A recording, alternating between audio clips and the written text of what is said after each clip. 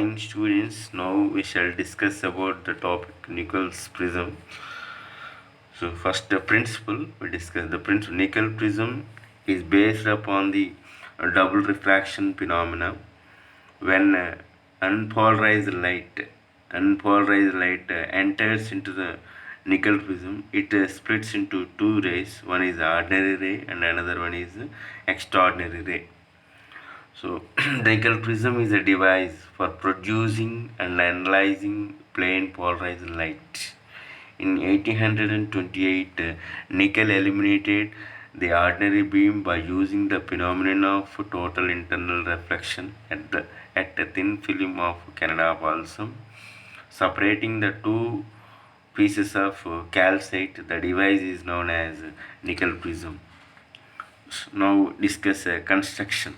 A calcite crystal, so whose length is three times as its width is taken. The end faces of this crystal is grounded. The crystal is cut into two pieces. This is one, and two pieces by a plane perpendicular to the principal section. As well as end faces PR and QS. The two cut surfaces, these two cut surfaces are put together. These two cut surfaces are grounded and polished optically flat and is and then cemented together by Canada balsam. So the refractive index of Canada balsam, that's value is mu is equal to 1.55. So lies between the refractive indices of ordinary. So that value is 1 mu naught is equal to 1.658, and the extraordinary, that value is mu is equal to 1.486 for calcite. So now discuss the action or working of nickel prism. So when this is AB, unpolarized light enter into the nickel prism, so it split into two light rays. So one is the extraordinary ray and another one is the ordinary ray.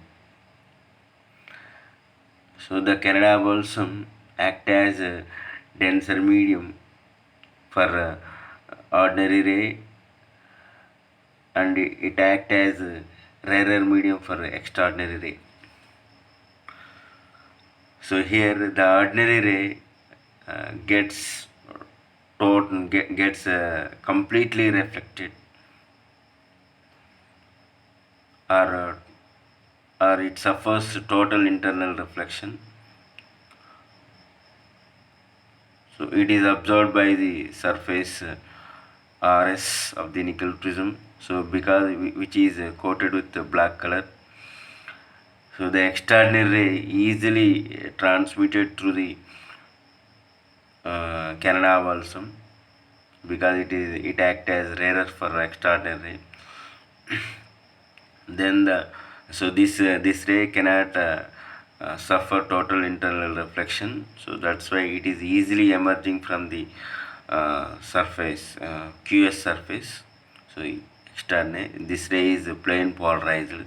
Its vibrations parallel to the principal section of the nickel prism.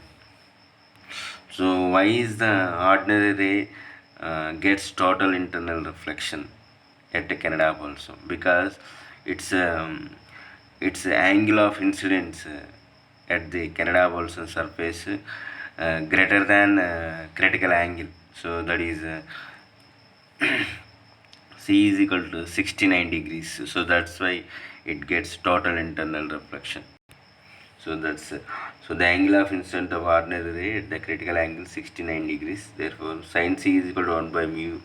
So that is equal to 1.55 by 1.658. So solving this, you will get C is equal to 69 degrees. So that's why the ordinary ray gets total internal reflected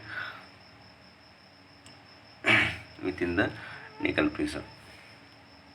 The extraordinary ray is plane polarized light. So in this way, so nickel prism get the plane polarized light. So nickel prism as a polarizer and analyzer. Here the two nickel crystals are two nickel prisms. So two nickel prisms are placed parallel to each other as shown in figure. So then the external ray transmitted by N1 is freely transmitted by N2. So when the second prism is gradually rotated, the intensity of the external ray gradually decreases.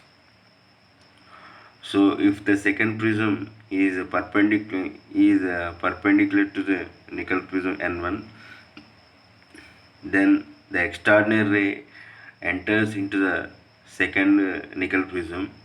So act as ordinary ray, so which gets total internal reflected and and is absorbed by the surface of the nickel prism. So no light emerging from this crystal. So that's why. So first prism produces a plane polarized light, and the second prism and detects it and detects it. Here plane polarized light is transmitted. Here no transmission because it is perpendicular to this one. So that's why here the ordinary ray, here the external ray act as ordinary ray and which is a total internal reflection. So no light comes out from the second nickel prism. Thank you students. Now see the answer from starting to ending.